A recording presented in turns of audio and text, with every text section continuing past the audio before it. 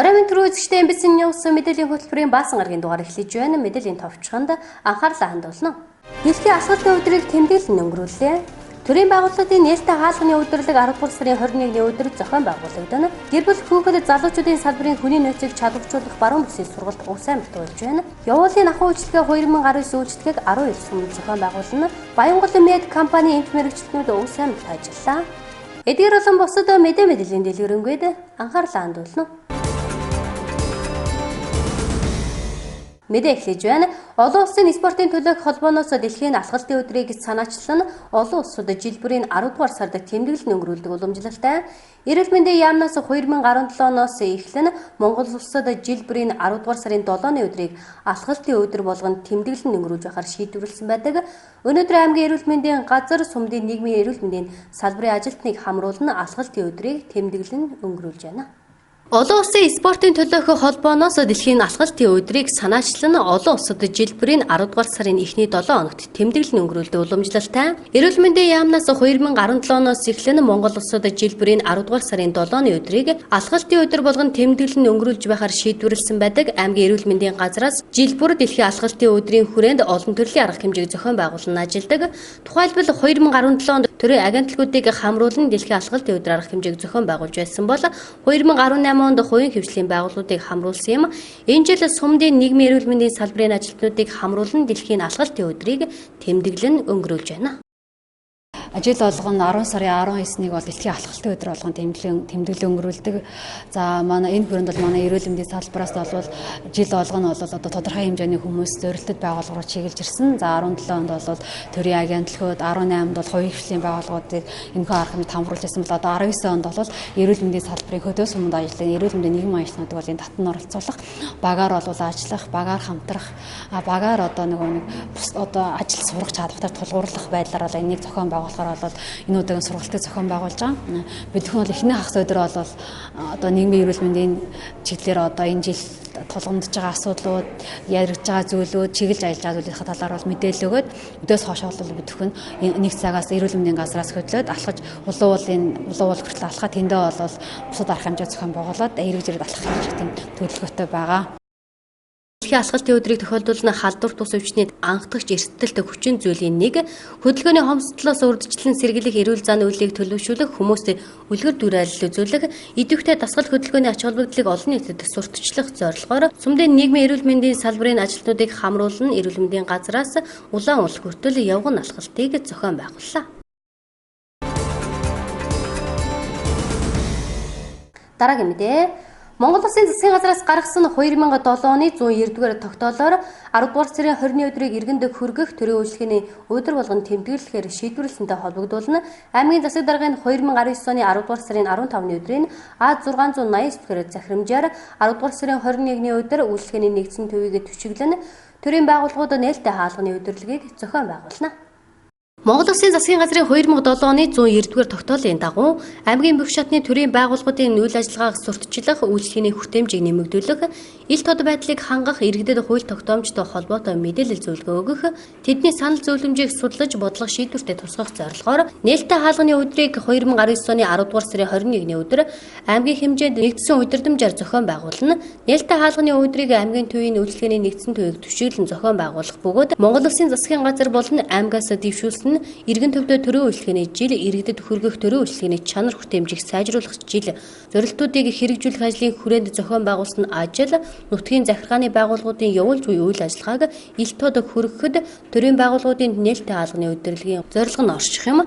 Үйлчлэгээний нэгдсэн төвийг төшөглөн зохион байгуулагдах нээлттэй хаалганы өдрөөр төрийн 35 байгууллага иргэдэд хүргэхээр бэлтгэл ажлыг ханган ажиллаж байгаа бөгөөд байгууллага тус бүрээс 2-3 хүн иргэдэд үйлчлэгээ үзүүлэх юм байна. За Монгол Улс засгийн газраас гаргасан 2007 оны 109-р тогтоолын дагуу за жил бүрийн 10 дугаар сарын 20-ны өдрийг нээлттэй хаалганы өдөр болгон тэмдэглэн өнгөрүүлдэг байгаа. За энэ жилийн үед бол манай Улс аймгийн засаг даргын захирам 2019 оны 10 дугаар сарын 15-ны өдрийн А689 дахь захирамжаар за нээлттэй хаалганы өдрийг үйлчлэгээний нэгдсэн төв дээр маань туршилтын зохион байгуулахаар захирамж гарсан байгаа. Монгол Улсын засгийн газраас болон аймгийн зүгээс дэвшүүлсэн иргэн төвтэй төрийн үйлчлэгээний жил иргэдэд хүргэх төрийн үйлчлэгээний чанар хүртээмжийг дээшлүүлэх хэмээх зорилтуудын хүрээнд за энэ нээлттэй хаалганы өдрийг Увс аймагт Гулангом сумын маань тэмдэглэн өнгөрүүлэхээр болсон байгаа. Нээлттэй хаалганы өдрийг зохион байгуулахаар нийт 35 байгууллагын нэр бол гарсан байгаа. За манай үйлчлэгээний нэгдсэн төв дээр бол нийт одоогийн байдлаар бол 20 байгууллага тогтвор сургалттай үйл ажиллагаагаа явуулдаг. За үүн дээр нэмэгдээд нийт 15 байгууллага маань манай байгууллага дээр нээлттэй хаалганы өдрөө хийж өөрийнхөө байгууллагуудыг сурталчлан таниулах үйл ажиллагааг зохион байгуулах байгаа. За энэ нээлттэй хаалганы өдөр маань 2019 оны 10 дугаар сарын 21-ний өдрийн 9 цагаас 16 цаг хүртэл зохион байгуулагдахаар байгаа. За тэгээд байгууллагуудаа хандаж хэлэхэд бол та бүхэн манай байгууллагаар чөлөөтэй ирээд байршлуудаа заалгаж аваад ширээнүүд болон саналуудаа авчирч байршуулах байгаа. За нээлттэй хаалганы өдөрлөгөөр Улаангом сумын маань нийт ард иргэд та бүхэн манай үйлчлэгээний нэгдсэн төвөөр ерөөс төрийн болон төрийн өмчит за аж ахуй нэгж байгууллагууд бол бүгдээрээ төвлөрөн сууж нээлттэй хаалганы өдрөө зохион байгуулж байгаа бол та бүхэн ярьж үйлчлүүлж за өөрийн санал хүсэл зөвлөмж мэдээллүүдэд чөлөөтэй авах боломжтойгаа. За нийт байгууллагуудаа хандаж зөвлөмж маягаар хэлэхэд бол за манай байгууллага дээр ширээ сандлаа өөрсдөө авчираад 3 хүртэл хүн маань ирж мэдээллийг өгөх боломжтойгаа. За түүнээс илүү байх юм бол бас за багтаамж талбай хувьд бас иргэд маань маш их үйлчлүүлдэг өдөр байгаа болохоор тухайн байгууллагуудын за багтаамж ашиглаад 3 хүртэл гэдэг тоо заасан байгаа. Энэ жилийн төрийн байгууллагуудын нээлттэй хаалганы удирдлагын хүрээнд үйлчлэгээний нэгдсэн төв дээр 8 төрлийн үзүүлэн таниулах үйл ажиллагааг зохион байгуулахаар төлөвлөсөн байна. Тухайлбал аймгийн биеийн тамир спортын газраас ажлын байрны дасгал хөдөлгөөний үзүүлэх тоглолтыг үзүүлэх бол аймгийн эрүүл мэндийн газар эрүүл зөв хооллолт, музейн хамт олон өв соёл уламжлалыг түгээн дэлгэрүүлэх гарын авлага үзүүлэх сургалт зэрэг олон арга хэмжээнүүдийг зохион байгуулж байгаагаараа энэ жилийн төрийн байгууллагуудын нээлттэй хаалганы удирдлага олон арга хэмжээнүүдэд зохион байгуулагдаж байгаагаараа энэ жил онцлогтой зохион байгуулагдах юм аа. За энэхүү нээлттэй хаалганы өдрийн маань урд жилүүдийн зохион байгуулагдаж байгаас илүү онцлог тал нь юу гэх юм бол үзүүлэн таниулах үйл ажиллагаатай холбоотой 8 ажлыг зохион байгуулахаар төлөвлөсөн байгаа. За энд жишээлбэл биеийн тамирын спортын газар маань ажлын байрны дасгал хөдөлгөөнийг хийж үзүүлэн тоглолт байгаа. За мөн номын сан маань шин номын үзэсгэлэн худалдаа гаргана. Дээрээс нь ушигчийн картыг нээж өгч үйлчлэх. Төрийн байгууллагын нээлттэй хаалганы удирдлага 10 дугаар сарын 21-ний 9 цагаас 16 цаг хүртэл зохион байгуулагдах бөгөөд иргэд төрийн бүхэл үйлчлэгийг нэг дороос авах боломжтой нутгийн захиргааны байгууллагууд явуулж буй үйл ажиллагаагаа иргэдтэй мэдээлж тайлагнах, санал хүсэлт өргөдөл гомдлыг хүлээн авч шийдвэрлэх зэрэг үйлчлэгийг үзүүлэх тул иргэд хөдөлмөрчид төрийн байгууллагын нээлттэй хаалганы удирдлагт идэвхтэй хамрагдах нь чухал юм а. Дараагийн мэдээ. Хөтөлбөр нийгмийн хамгааллын сайдын 2019 оны А279-р тушаалаар гэр бүл хүүхэд залуучдын салбарын хүний нөөцийг чадварчуулах баруун бүсийн сургалт 2019 оны 10 дугаар сарын 18, 19, 20-ны өдрүүдэд Увс аймагт зохион байгуулагдаж байна.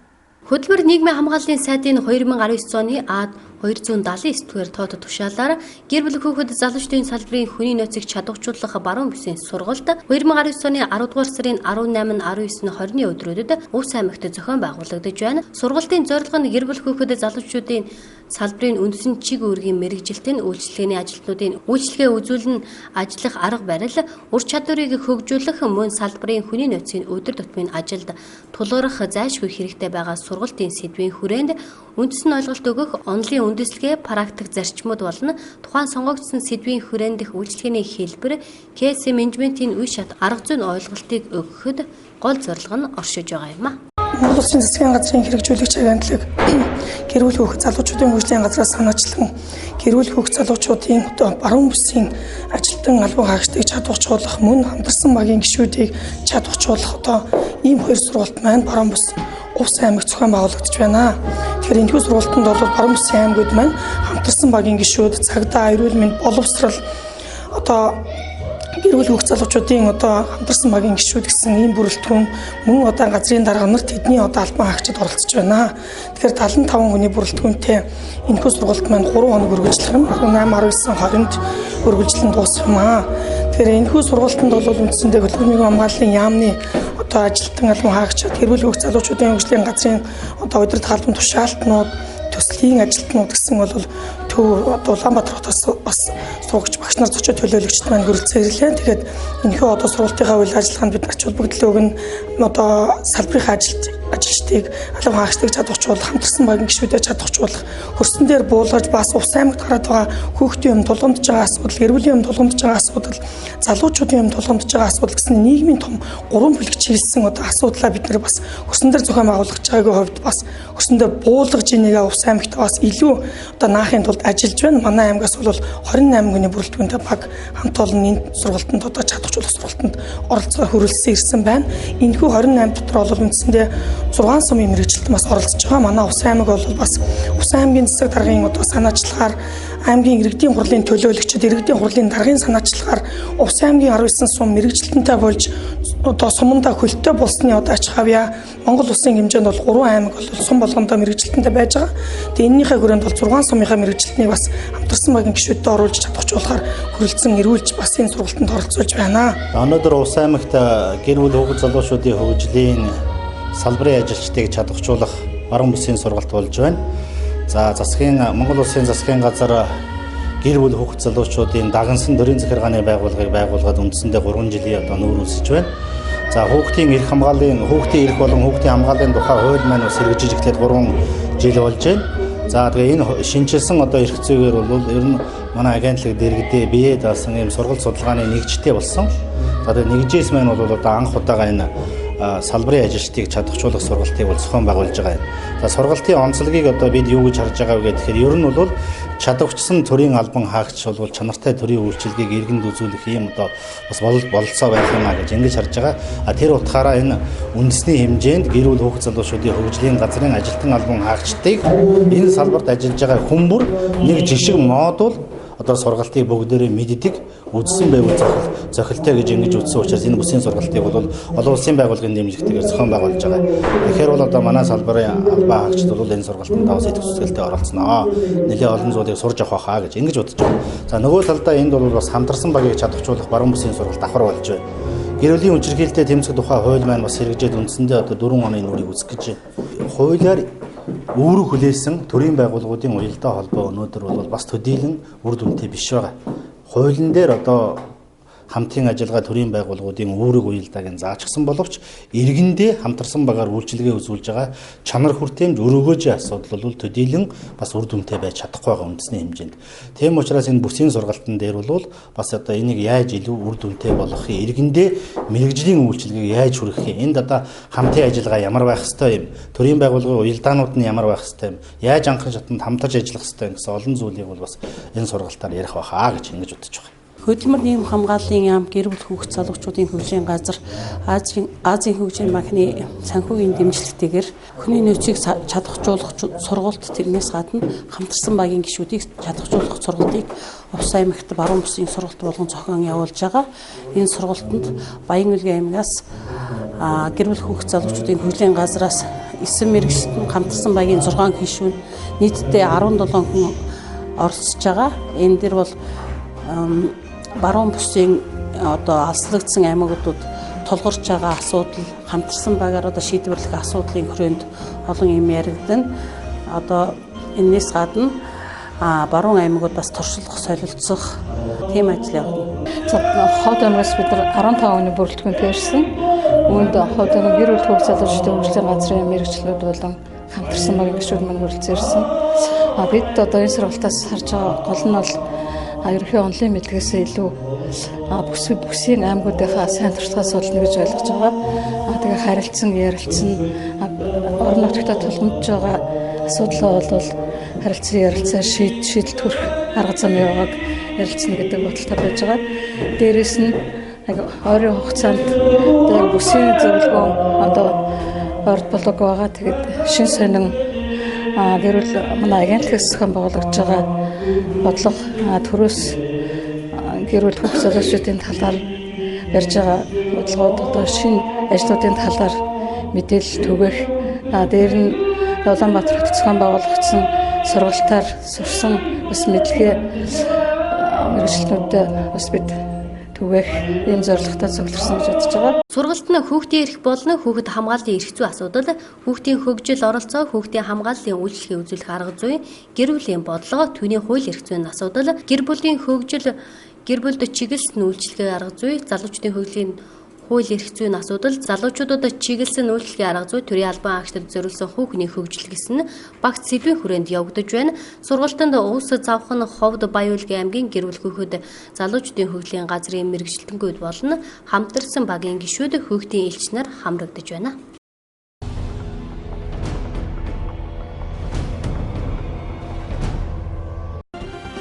Цагуурийн байгууллагаас ирүүлсэн мэдээллээр өнөөдөр буюу 18-нд Баруун аймагуудын нутгаар, 19-нд Төв болон Зүй аймагуудын нутаг, Говийн аймагуудын нутгийн хойд хэсгээр 20-нд Зүй аймагуудын нутгаар нойтон цас орж, салхи төр зур секундэд 18-аас 24 м/сек хүртэл ширүүсж, шорон болон цасан шуурга шуурна. Иймд иргэд малчид болцсошгүй эрсдлээс урдчлан сэргийлж, салхи шуурганд төөрөх малтагаа өргөдөх эрсдлээс урдчлан сэргийлж малаа ойрын бэлчээрд хариулах баг насны хүүхдийн малд явуулахгүй байх шаардлагатай юм. Тээврийн хэрэгслийн жолооч нар холын ойрын замд гарахдаа тээврийн хэрэгслийн найдвартай байдлыг хангаж бензин шатхууны нөөцтэй дулаан өстой зорж цаг агаарын мэдээллийг цаг тухай бүр сонсон мэргэжлийн байгууллагаас өгчгүй сэрэмжлүүлэг анхааруулгыг даахыг онцгой байдлын ерөнхий газраас анхааруулж байна.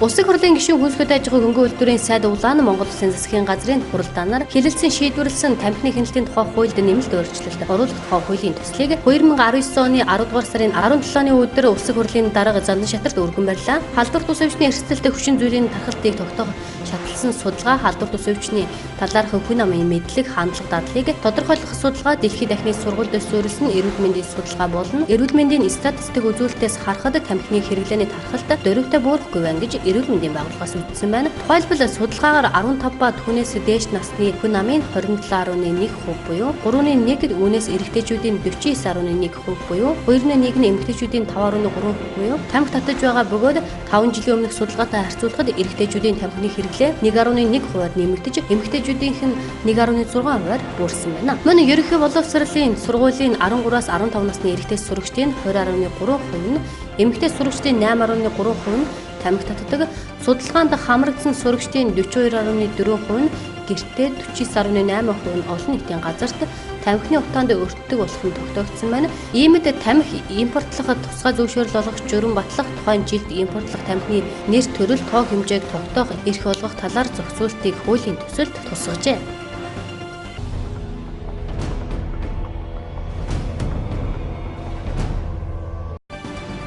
Энэ оны эхний 10 сарын байдлаар манай улсад дэлхийн 131 улсын 28,000 гаруй иргэн төр хугацаагаар буюу 90-с дээш хоногоор оршин сууж байна. Тэдний 20 гаруй мянган нь Улаанбаатар хотод үлдсэн дорнод Доронгой, Өмнөгөв, Баянгор зэрэг уул уурхайн идэвхтэй бүсэд оршин суудаг байна. Монгол улсад гадаадын иргэн оршин суух 29 төрлийн зөвшөөрөл байдаг хэмээн галын иргэн аритын газрын дарга мөрөн өчигдөр мэдээллээ. Манай улсад нийт хүн амын 3% тэнцэх буюу 97 мянга орчим гадаадын иргэн оршин суух боломжтойг хуульд заасан байдаг.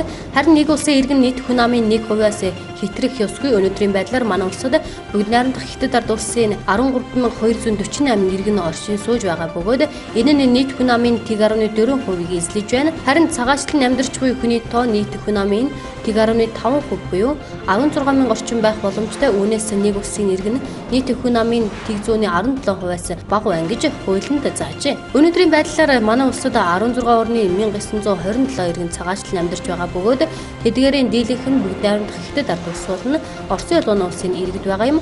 Өөрөөр хэлбэл манай улсад оршин суух хуулиар хязгаарласан гадаадын иргэний тоо хэвийн хэмжээнд байгааг галын иргэн аритын газрын дарга мөрөн цаг үеийн асуудлаар мэдээлэлтэй онцоллоо. Энэ жил манай улсын ихтэйд сургуульд суралцах гадаадын оюутны тоо 2700 болж өмнөх оныхтой харьцуулахад 28% өссөн байна. Харин аялал жуулчлалтай холбоотой виз олголт 24110 болж өнгөрсөн оныхтой харьцуулбал 8% өссөн байна. Үүнээс аяллаа компаниар дамжин 30-аас дээш хоногоор манай улсад зорьсон 2374 иргэнд хөлийн бомбдууд дээр виз олгож үйлчилсэн байна. Түүнчлэн энэ оны 5 дугаар сарын 1-ээс захин визийн үйлчлэгийг нэвтрүүлж гадаадын иргэдийн визийн мэдүүлгийг цахимаар авч хариу өгч байгаа юм. Жил бүр Монгол Улсын засгийн газар уул уурхай барилга үйлдвэрлэлийн салбарт ажиллах гадаадын ажилчдын тоонд квота тогтоодог. Засгийн газрын 7 удаагийн тогтоолоор 13633 гадаадын иргэнд ажиллах зөвшөөрөл олгосон. Одоогоор манай улсад 87 улсын 9929 иргэн хөтөлбөр эрхлэж байна. Бүгд найрамдах хятад ард улсын 8522 иргэнд хөтөлбөр эрхлэх зөвшөөрөл олгосноос өнөөдрийн байдлаар 6993 иргэн ажиллаж байгаа юм. Энэ нь нийт зөвшөөрлийн 82%-ийг эзлэж байгаа юм. Гадаадын иргэн харьяатын газрын дарга мөрөн Монгол улсын гадаадын ажиллах хүчний тоог шатараатай багасгах бодлого баримталж байна. 2018 онд 8428 иргэнд хөтөлбөр эрхлэх зөвшөөрлөө өгсөн бол 2019 онд энэ тоо 6993 болж буурсан. Сүүлийн 3 жилийн хугацаанд Оросын холбооны улс бүгд найрамдах хятад ард улс, холбооны бүгд найрамдах Герман улс, төвөд бүгд найрамдах Энэтхэг улс зэрэг улсын 26 иргэн манай улсын харьяатай болсон. Мөн энэ хугацаанд манай улсын харьяатаас 1289 иргэн гарсны дийлэнх хүн буюу 871 казах иргэн байгаа бол Монгол улсын харьяатай сэргийлсэн 66 иргэний 61 нь казах иргэн байна.